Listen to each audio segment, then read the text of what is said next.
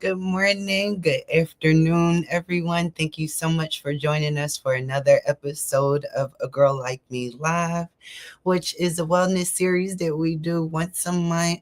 We sit down with different women from the community to talk about different wellness issues and things that are related to women living with HIV.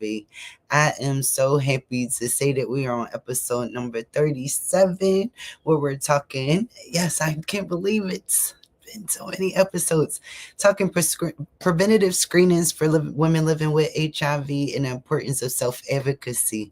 And I'm so happy to be joined today by Bridgette Picou. You can go ahead and introduce yourself for all of those that are unfortunate not to know you yet. Oh, I like the way you put that. I'm gonna have to borrow that. That's like when you introduce yourself as Ciarra CC Covin. I'm gonna start saying I'm Bridgette BB Picou. I'm not, but it sounds good. Good morning, everyone. Thank you for being here. We are so glad that you're joining us. And CC, I have to say you're one of my favorite people to co-host, moderate, be on a Zoom with. I love you and the work that you do. Um, I'm the stakeholder liaison for the Well Project. I am a nurse by trade, and I love the work that we do. And so I'm super excited to be here with you today. Oh man. And you're a nurse, so I couldn't imagine nobody better to sit down and talk about preventative screenings with, like, and to be able to lean on your expertise, both as a nurse and a woman living with HIV. I just think it's so bomb. So throughout, like, some of the work that we get to do, me and the role of director of programming here at the Well Project, is creating these different resources and tools that can be used in the community, whether it's a healthcare provider or a woman living with HIV, or if you just want to learn more, we have all of these free resources available. And one of them was this preventative, a toolkit that was like a sheet that's like, what age should I get screened for these things? And Mhm. it's just a really good list, I feel like, because I'm 37 now, I'm getting closer to 40, and like tests that I wasn't worried about before. I'm like, okay, I'm hearing women that are a little older than me saying that they're going for this certain type of screening or this one. And I'm starting to pay attention now. So Oh, I remember when I was getting close to 40. Lord have mercy. I just turned 53 3 weeks ago, which is wild. And yeah, all of the things, all the screenings, they start to come into focus when you hit 40 and after 40. And the good thing about our resources, and one of the things that I love about our resources, is that they're not just geared towards women living with HIV, right? It transcends across. If you're a woman, these are the things that you need to take care of. If you're a woman living with HIV, it's probably a little more important to focus on a lot of these things, so that we can make sure that we're healthy and that we're thriving across this journey. So absolutely. one of the things on that list was like bone disease and bone health. And the only reason why I ever learned that like bone health was something to pay attention to is through my visits to the dentist. And I always wondered, like, why does like Ryan White make sure that our teeth are together? Or why is that so important? And it got explained to me that, like, I'm not sure if it's the virus or if it is the medication, whatever its impact, that our bones can be impacted. And then just aging can impact your bones. Like, whoa, whoa. All of those things are true. And it is a combination of both the virus itself and the medications, right? We know that not so much anymore, but we know that there were medications that were detrimental to bone density for people living with HIV. And so, the screening tool says that over 50, you should start looking at having it's a bone DEXA scan. And let me say this up top. I am a nurse, I'm not a doctor. So there are things that I know and things that I don't know and things that I could say that I won't say because I'm not a doctor. I don't diagnose, right? A lot of times I'm going to say you should talk to your doctor about that because it's true, you should. But for bone density screenings, the tool recommends over 50. Um, Personally, as a woman living with HIV and as a nurse, I would say that if you've been living with HIV for a long time and have been on medications for a long time, it's worth having a conversation. And I'm speaking and thinking specifically about our lifetime survivors and our dandelions. It may be worth having a conversation with your clinician about whether or not a bone density screen makes sense for you earlier than 50. They may push back, they may not agree, but I would say at least have a conversation, um, particularly if you've been on a number of different regimens and some of the older medications. Um, it is something that needs to happen. I had mine done right at 50. Okay. Okay. I was having a little issue hearing you at the end. I'm not sure if that was true for everybody, but heard you said that you had yours done at 50.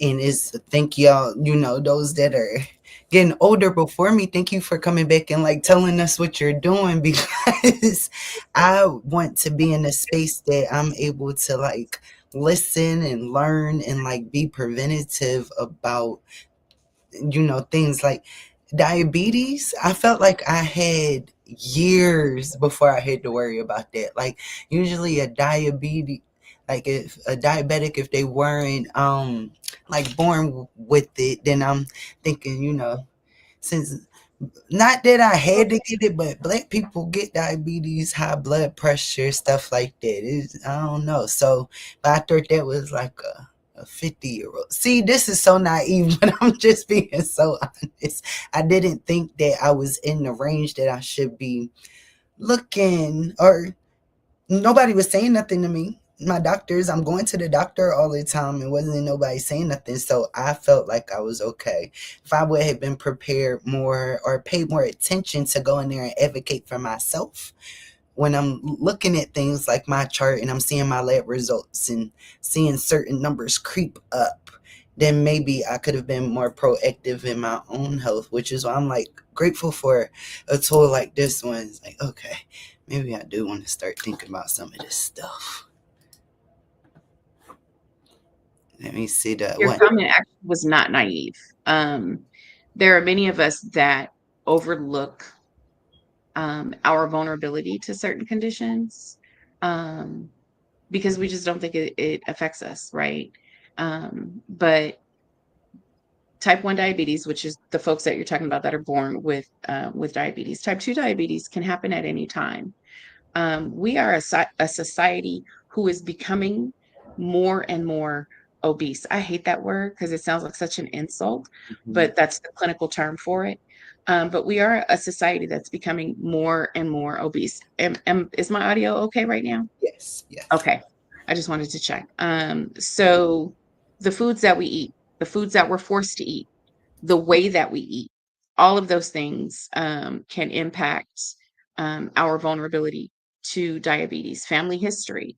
But then the other thing is that, again, there are some HIV medications that may make you a little bit, may nudge you even a little bit more towards being vulnerable. So um, it is something that we should be looking out for. It's your A1C on your lab work that you're having done that you want to take a look at. And if you're confused about any of your lab results, most of the time the labs come and they have where you are, the normal range, and then there'll be an indicator on if you're high or low.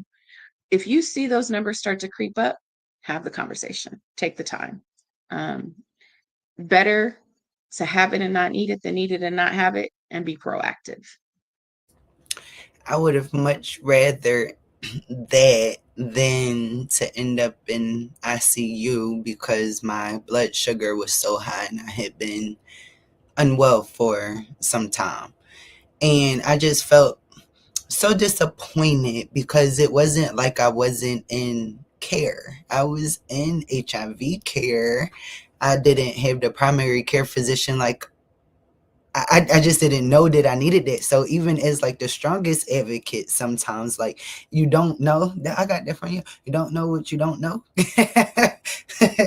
And I was I didn't know that because all these years my primary care was also providing my HIV care. And as we see all of these like shifts in how care is provided and the impact of that on the actual person receiving the care, it can be a lot to keep up with. And I can only imagine for like individuals like my parents who have a harder time period just navigating the system, like those sort of switches can be hard to keep up with and navigate through.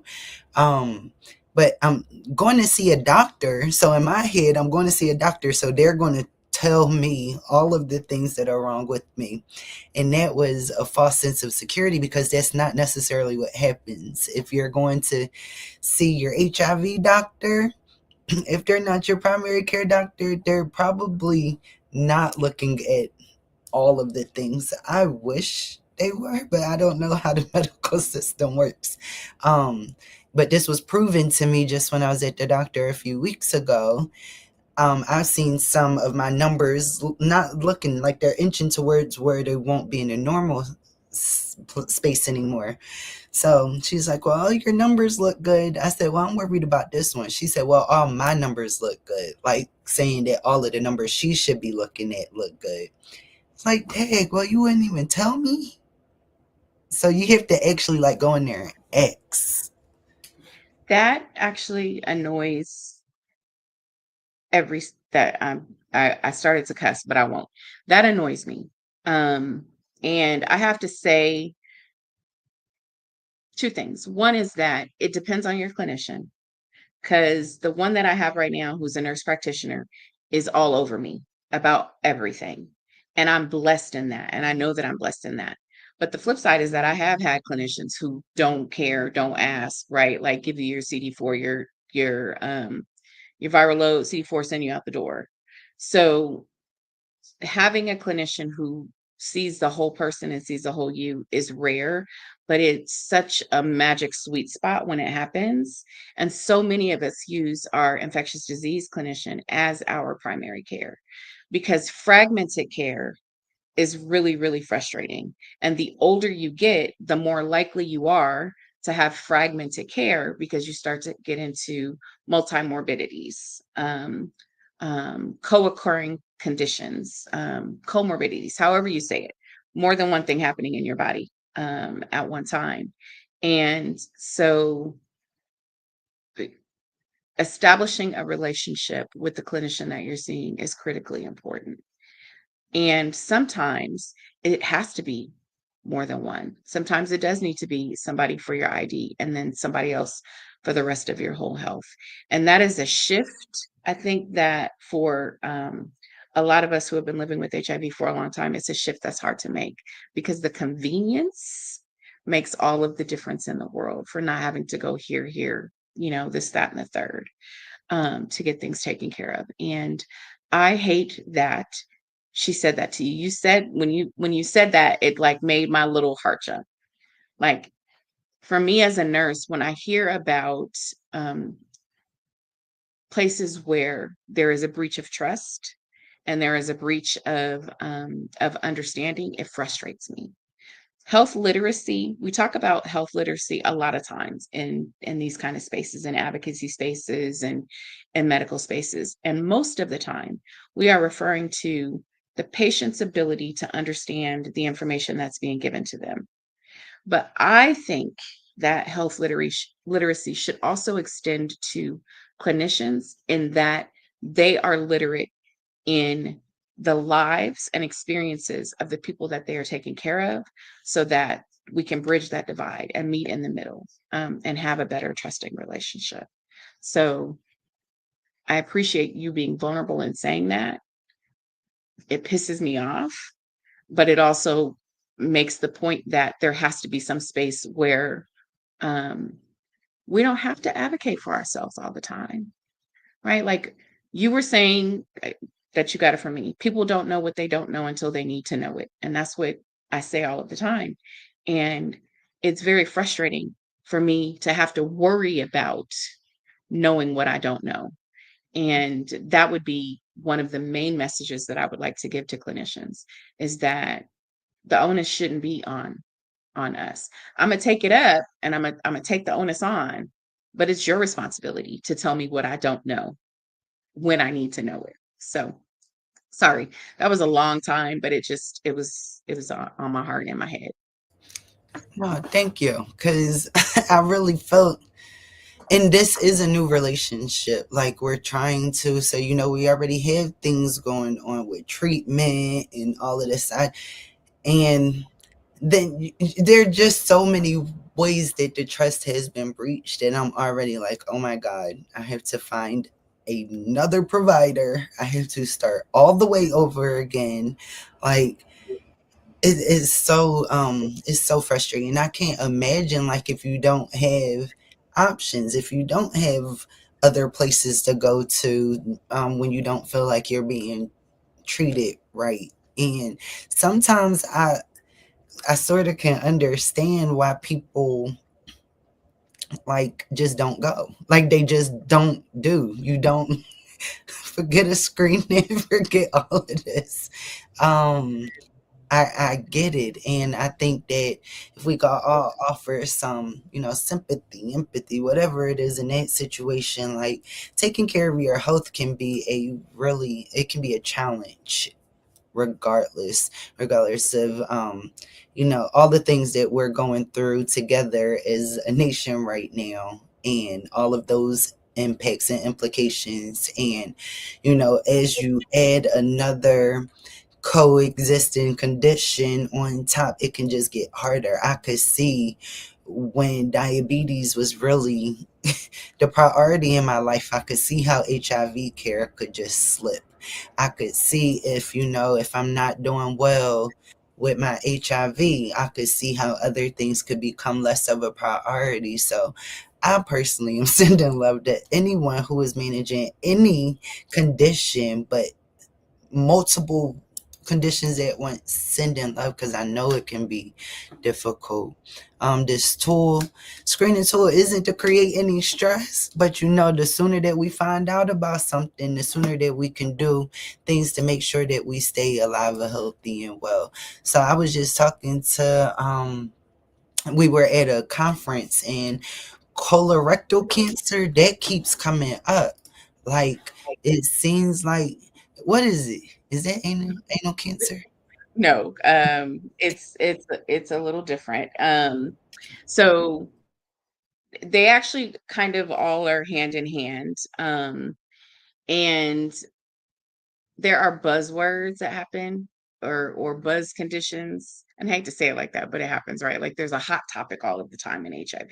I know you know, and probably people who don't even know that they know, right? Like sometimes everybody's talking about aging, sometimes everybody's talking about cancer, sometimes people, right? So colorectal screening should be done between 45 and 75, and it depends, um, male or female, family history, all of the things. The anal cancer that you're talking about, because we were having a separate conversation about HPV, and HPV is everywhere. I can lick my finger and touch you, right? And there's HPV. But there are different strains of HPV that make you more vulnerable to cancers, which include cervical cancer for women and commonly anal cancer for men who have sex with men. But anal cancer also happens in women. And so that is also an additional screening most women do not know about. And I talk about it all the time because they had this big, huge study called the Anchor Study, which was on anal cancer. And I was one of the study nurses at one of the sites.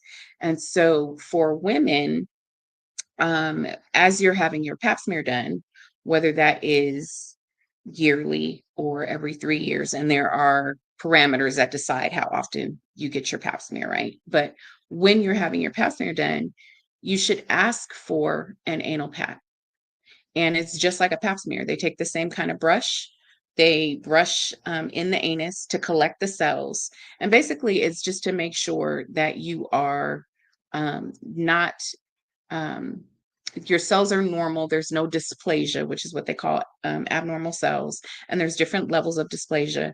But at the end of the day, it is to make sure that you are checking all of your available orifice openings to make sure that there's no cancer going on, because HPV makes you vulnerable to that, and HPV is everywhere. Not all strains of HPV. There's specific ones that make you more vulnerable, but it is something that you should be checking for. So when you have your PAP every year, ask for an anal PAP. It's a simple thing. If it comes back that there are abnormal cells and there are other steps that you go to, for our non-binary folks, for men who might be listening, if you are a man who has sex with men, that is also something that you should be screening for. So colorectal cancer, anal cancer, and then breast cancer, right, is the other common thing. So women should be having their mammograms starting usually at 40, earlier if you have a family history of breast cancer.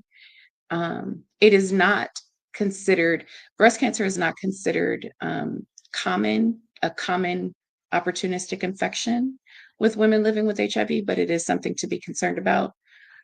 Cervical cancer can be related to HIV, which is a controversial statement to say, but just some things that I've read about. So it is something that you should be being screened for as well. That's what I feel like. And it sounds like a lot, and it's not to scare people, but it is to say these are things that you should be looking at, which is why our tool is so great. I know it was dropped in the chat. I would encourage everyone to click on it while we're talking about it so that they can see it, because it does have what the screening is, what the recommended age is. It has a couple little parameters within that. But these are things conversations that you should be having with your clinician or with a person that you trust, whether that is your actual doctor or a nurse in your doctor's office, or your auntie who happens to be a nurse practitioner, right? Like, so have the conversation with somebody. So at least you have an idea of what questions to ask and what to look for. That's what I be struggling with, like, sometimes. So, like, if like we notice different things in the community. So I always think about Tiffany, and like maybe I need to get screened for breast cancer now, because like is it all women living with HIV, or is it like, just women living with HIV? Is it the fact that, that we have lifetime survivors who is like, just don't know? And so I'm like, just test me for everything. And they're like, well, no, you don't need to be tested for everything. How come they can't just test me because I asked them to test me? Like, Well, in a perfect world and with a healthcare system that wasn't broken all the way down, not even to its knees, that is broken from the feet to the head. In a perfect world, we would be able to do that. But our healthcare system is based on insurance and bias, inherent bias, structural bias, all of the things, right? And so when you have concerns, so hopefully all women period, no matter what your age, no matter what your serial status, hopefully you're doing monthly breast exams. And if you don't know how to do a breast exam, there are videos that can show you. You can look it up on YouTube. Your doctor's office probably has something that they can show you on how to be able to do a self breast exam. It is important, especially if you are getting pushback from a clinician about wanting to be screened. If you have a family history, they will screen you earlier. But to directly answer your question, what I would say is, number one, it's important to have the conversation and at least ask. A closed mouth doesn't get fed. If you receive the pushback, if you have reasons for why you think that this is important, i.e., I've been living with HIV, for 20 years or since birth, and this is what happened to someone that I know and love in my community, and I'm worried, they can ask. The insurance can still deny it, right? Sometimes it is a matter of them trying to save you frustration in the long run, because just because they put the request in doesn't mean insurance is going to approve it. But I definitely would recommend, in cases like that, doing your breast exams, knowing what to look for, lumps, bumps, changes in the way that your breasts sit. If your nipples have always been out and they start to invert, that is an issue. If your nipples are leaking, that is an issue. If you have pain that doesn't normally exist, and I'm talking about like way back in the day when I used to have periods, which is a whole other conversation.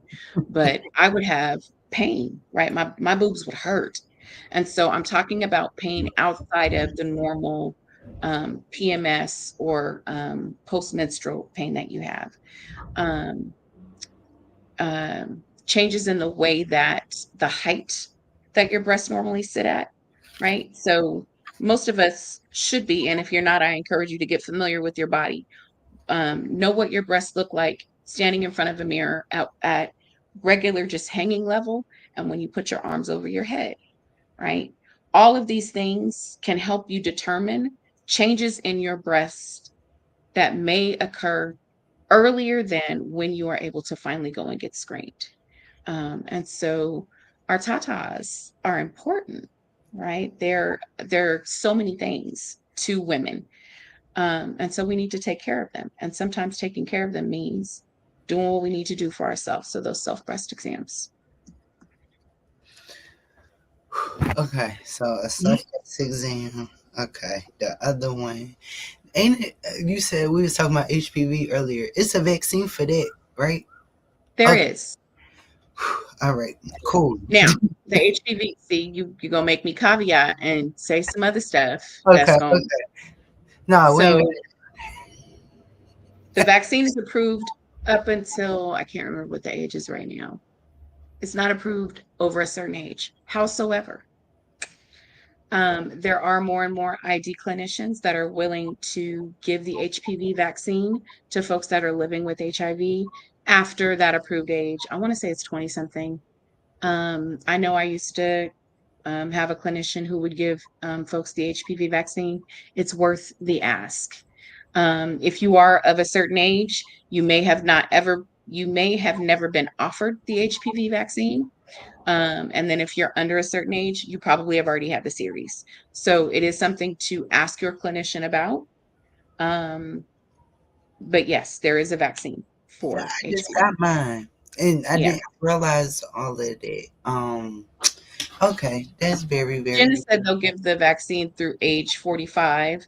Um, and I know that some folks will push back. So quote Jenna when you go to your doctor and say you want it. I think all of the I think all of this is very important information because sometimes I only learn about things by talking to other folks in the community.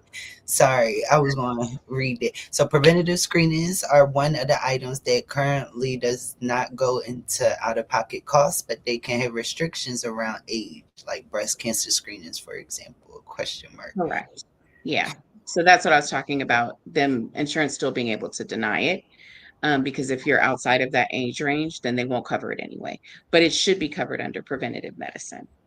Um, your bone DEXA scan should be covered under preventative medicine. Your breast exam should be covered under preventative medicine. Your pap smear should be covered under preventative medicine.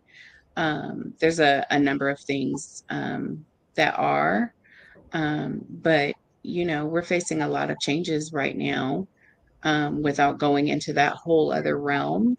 But we're looking at a lot of changes right now in the way that our already broken medical system is set up, right? Changes to the ACA, changes to Medicare, whatever Medicare is called in your individual states. California's Medi-Cal. Um, and so it's important that we stay informed on how those changes are going to impact us and what that's going to mean for us. Um, you know, PrEP is one of the things that has been under fire a lot. Um, and some insurances consider that preventative medicine. And some insurances are now trying to push back against having to cover it. And so it's important that even as we have these conversations and people show up, each one teach one, you still need to be aware of what's happening in your state with your medication, or no, sorry, with your medical care access and your access to medical care. So y'all telling me I gotta do all of this? I just became an adult. Like I just and my taxes, and I gotta raise kids. Mm-hmm. So where is the mental health screening at? That part, How? that part, Because I don't, and I need a mentor because I don't know that. what I'm doing. So, your mental health screening, for what it's worth, negative or positive.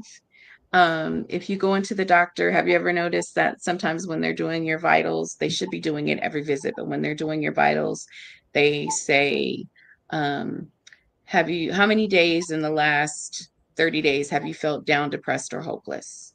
How many days have you not been able to get off the couch? Blah, blah, blah, blah, blah, right? It's a PQH9, and it's a series of questions, 5 questions that they should be asking you every visit, which is supposed to be used as a tool to help guide whether or not you may be struggling. Um, your clinician should be asking you how you're doing every visit.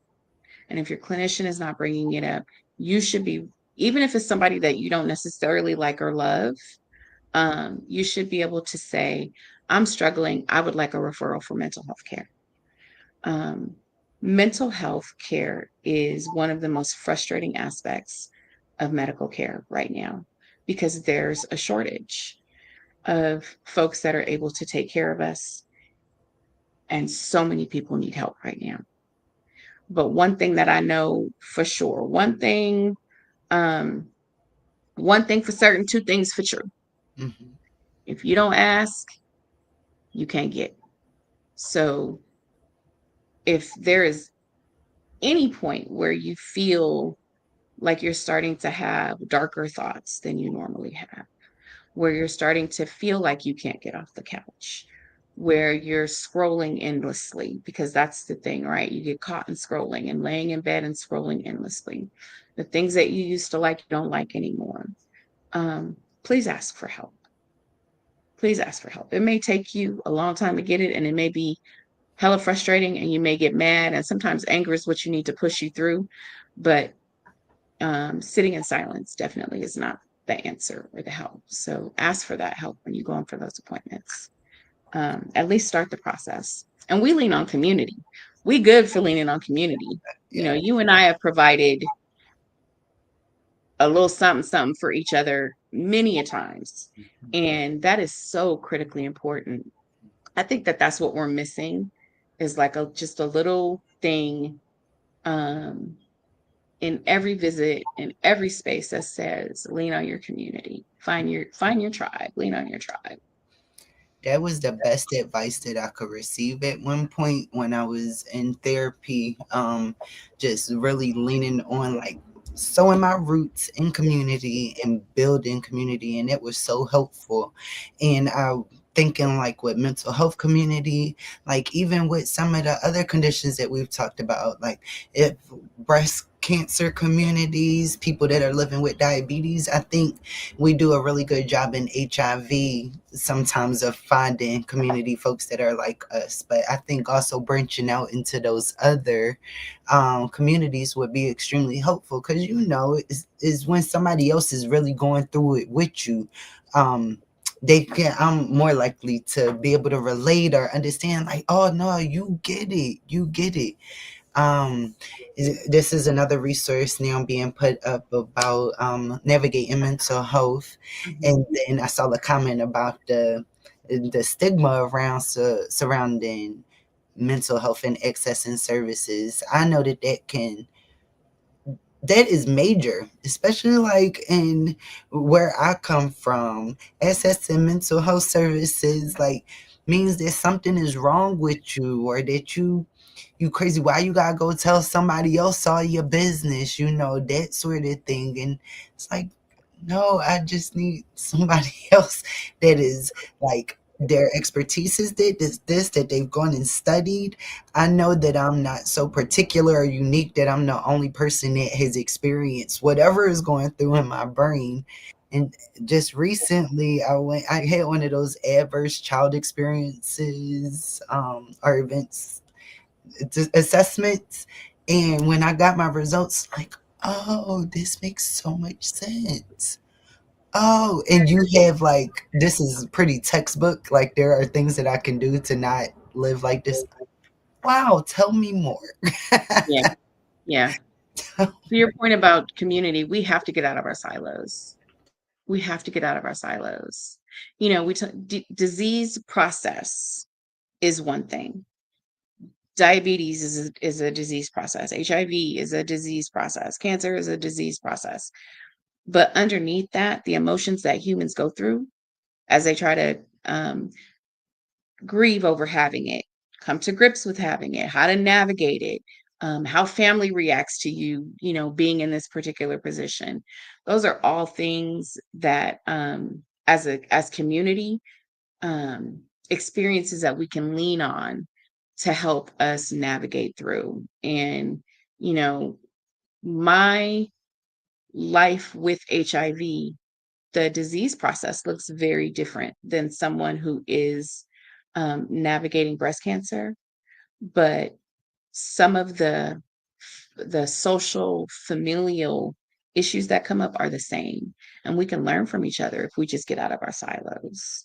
And to your point about childhood trauma, girl, we should probably write a book, because right, and we don't know how those things impact us until we're adults ourselves, or we're trying not to make the same mistakes with our own children.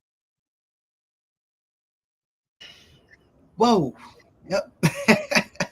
And like all of this is on top of trying to like navigate the healthcare part, but like I'm a whole person and there are so many parts of me which like you don't know if I just got done with taking that assessment and crying in the car before I come into this doctor's appointment. So please don't piss me off, ma'am. Be nice to me.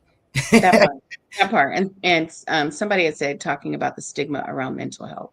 Mhm. It is crazy, um, how bad the stigma is, and how much, particularly in the Black community. And I know it exists in other communities as well, but I can't speak to other communities. I can speak to Black folks, and Black folks act like you're supposed to pray everything off.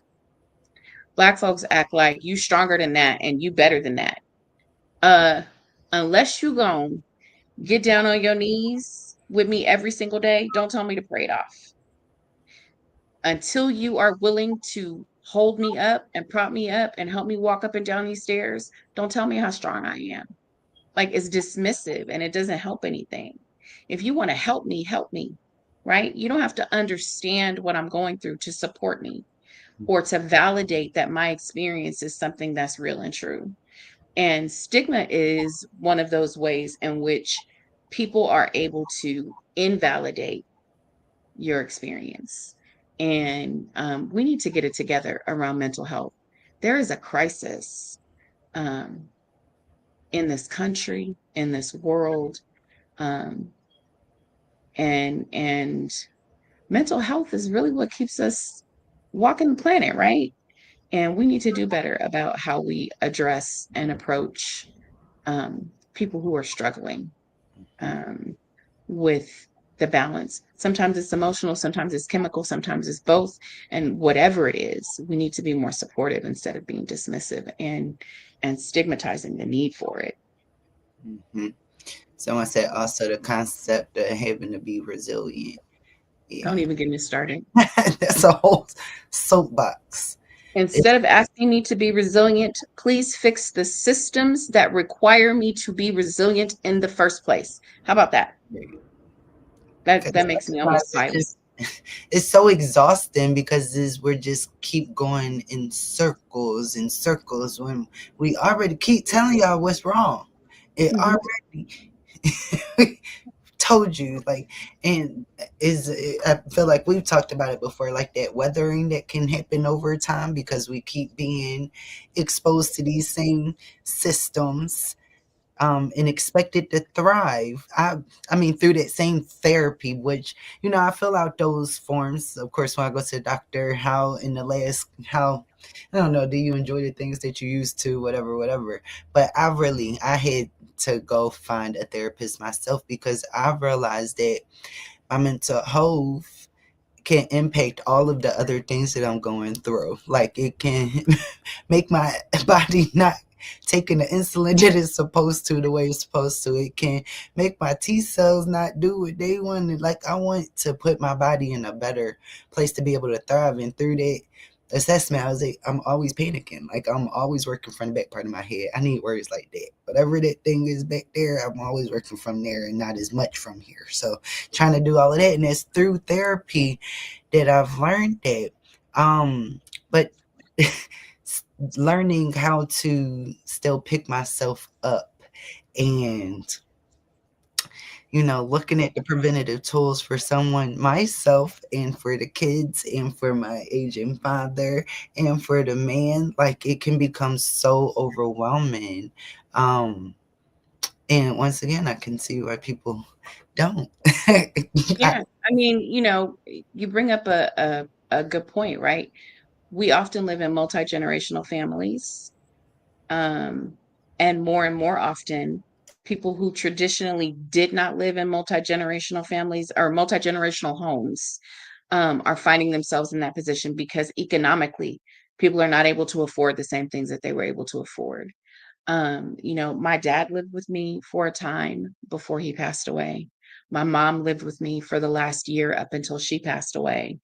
Um, I have had my son and my grandson. I'm raising my grandson right now, right? So it's not just, you know, our own breast cancer screening, our own taxes, our own raising, right? It's the parents, when you become the parent, when the grandparent becomes a parent.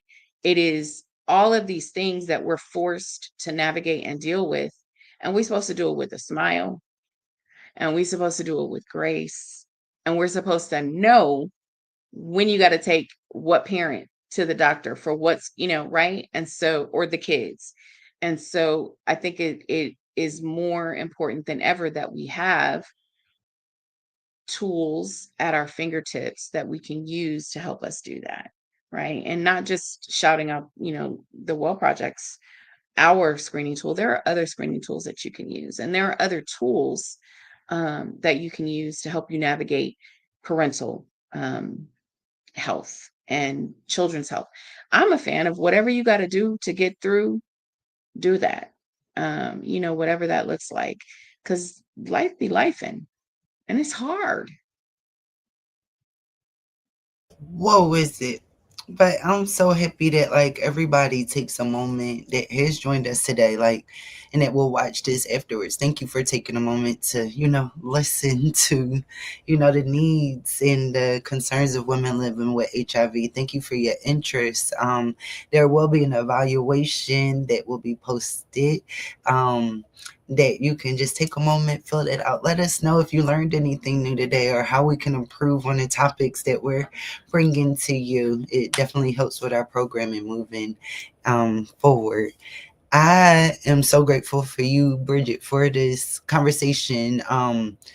Just as like a big sister sometimes, like, um, this is what the doctor told me, or this is what I'm looking forward to at my next visit. Like, what do you suggest? So, like, now when I go in for my shot, I go in, I lay down. I haven't taken my shot standing up ever because, advice and listening to what the other people in the community have said. Like, we talk amongst each other so much and learn so much from each other. Once we get a good piece of information, and it's always good to be able to spread and let the next one know what to look out for.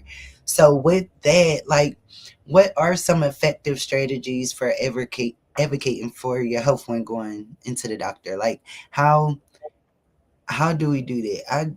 I would like to say that I create a list. I don't. I usually just go in with the gripe of the day, and I'm like, oh well, I forgot all those other things. Yeah. Yeah. And you know what? I'm not a good list person either, because I'll leave it here on my desk or leave it in the car.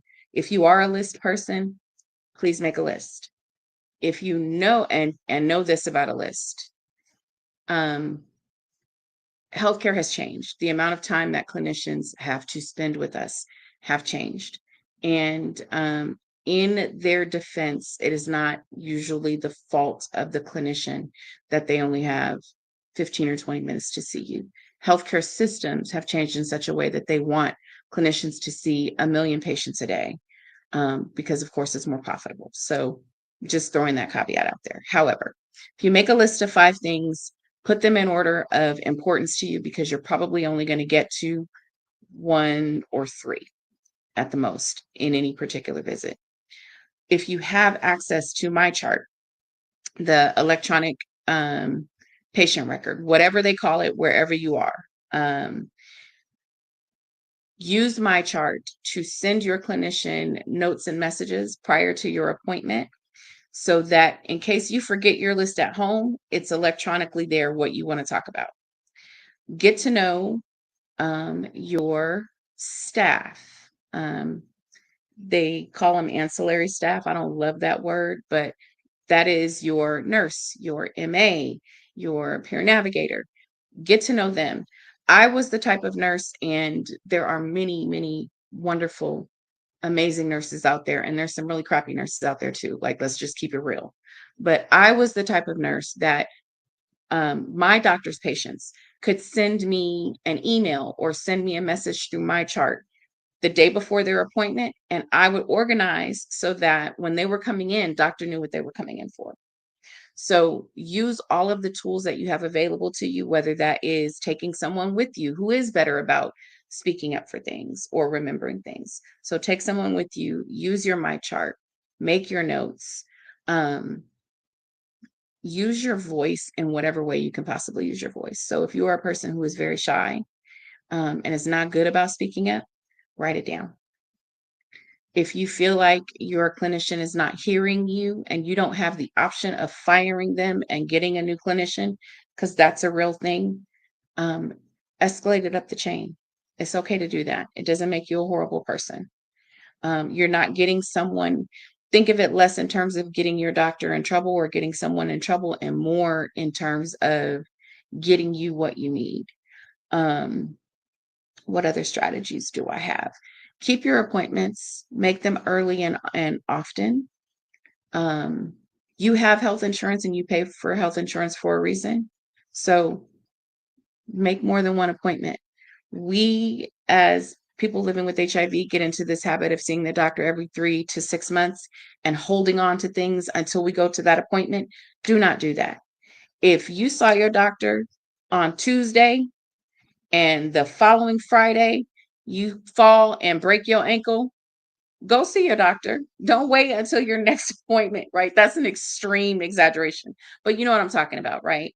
You start taking a new medication and it's not sitting well with you. Don't wait until your next appointment to complain about that medication. Don't just stop taking it, because there may be a reason that you need it, and you could be harming yourself more by just not taking your medication. Use your My Chart, send a message, leave a voicemail, do something. Use your voice. It is your voice and the best tool that you have to be able to get what you need. Oh, on my chart, hate to see me coming. I use that. I love that they make it so accessible to be able to reach at least someone. Like, it'll look like I'm sending a message to my doctor, and it's not usually the doctor that responds to me, but someone was able to address what I needed. I very grateful for that. I forgot where I was going to go to next, but the the, these preventative screenings and everything got me thinking, like, what types of appointments are even. I've been thinking about, like, the community health fairs. Sometimes I'll pass by, like, some of them I've seen them have tables up that have, they'll check your blood pressure or they'll check something. So, like, if I'm not able to get to my doctor right in that moment and I walk by, I can at least get screened to see what my stuff is looking like at a whim. Or like the same health fairs where I see that sometimes they offer, free HIV testing, or where they offer just, nutritional benefits. Because I feel like a lot of our nutrition, as we was talking about earlier, with could probably be the basis of a lot of preventative health. The foods that we're exposed to, what we're eating. One of my most favorite things from one of those fairs, I'm deviating all, but you know when they do their presentation where it show you how much sugar is inside of each drink, and they physically show you how, that thing has stuck with me for years. It didn't prevent a diagnosis of diabetes, but I knew, like, okay, there's a lot of sugar in here now. I can, from the flip side, be like, oh, this is what all that sugar in your body at one time meant, and this is what happens. I and think about going into my doctor. There are ways that I want to better prepare when I'm going, and things that I'm okay. I am getting closer to 40. You might have been right. I do want to say, for folks who live in more rural, I don't know why I struggle with that word so much. It must be the California in me. For folks who live in more rural areas, who don't have necessarily access to, reliable internet, um, your library, local library may be a space that you can go to in order to be able to handle sending, your messages and what have you. See if telehealth is available. Um, I know several clinicians, telehealth to them doesn't just mean being able to physically see you on a Zoom. They will make a phone call and handle a visit that way. So, whatever tools you even think might be available or think may not be available. Again, closed mouth doesn't get fed. Just ask, to make sure that you're able to access those, or at least try to tap into those things. Um, I see we posted in the chat about understanding your labs, which can be helpful. Um, as a nurse, I'm gonna tell you right now, Google is not always your friend, because a paper cut does not lead to brain cancer. You'll go down a rabbit hole. Let's not do that. It can be a tool to help you understand and get a beginning, but please leave the diagnosing up to the professionals, even if you have to get a second opinion on that. But yeah, so there's that. So we have a fact sheet on understanding your labs. We have a fact sheet on caring for your whole self, which is a brand new resource that actually has one of our famous, wonderful infographics, that you can download and use for that. I love our resources so much. And so that is there. So it's just it's an example and a way of saying there are tools, that are available. You just have to find them and then use them. Um, and not just once, refer back to them, right? They're there for a reason. Share them. Sometimes we share things with people one time, and then 2 months later, 6 months later, we're in crisis, and they're like, don't you remember you gave me, and you're like, oh yeah, let me go back to that and revisit that. So that's why resources and community are so important. So absolutely. And here we have so many different ones of them, like slide sets. Oh Lord, There are webinar. like 60 of those. We have a blog, A Girl Like Me, where women from all over write into, and we share our stories. I left menopause off of our talk today specifically because we have such a great another resource coming on next week, November 20th.